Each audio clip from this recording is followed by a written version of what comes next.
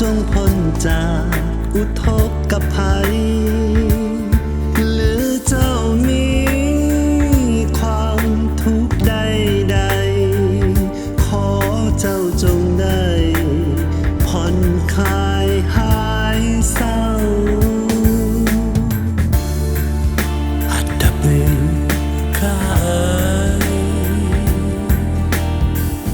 บอกเคยละเลยห่วงใยไม่เบา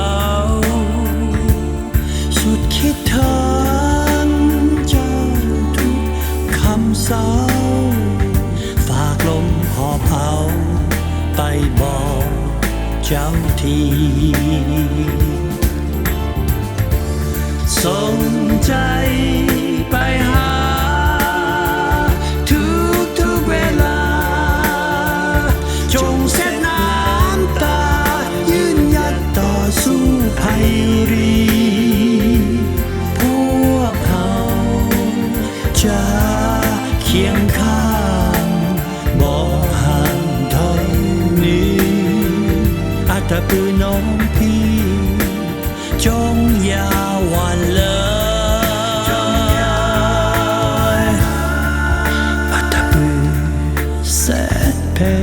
นเราทุกคนแห่งฮักแพงเจ้าเอ๋ยฝากดวงดอกไม้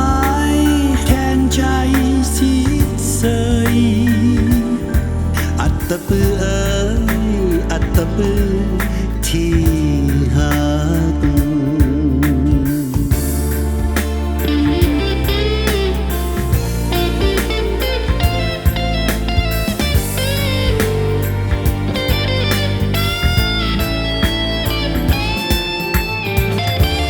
ส่ง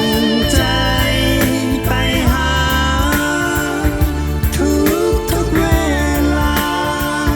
จงเซ็ดน้ำตายืนหยัดต่อสู้ภัยรีพวกเขาจะเคียงข้างบ่ห่างถอยหนีอัตตปือน้องพี่จงอย่าหวั่นเลยอัตตปือแสนเพนเราทุกคนแห่งฮักแพงเจ้า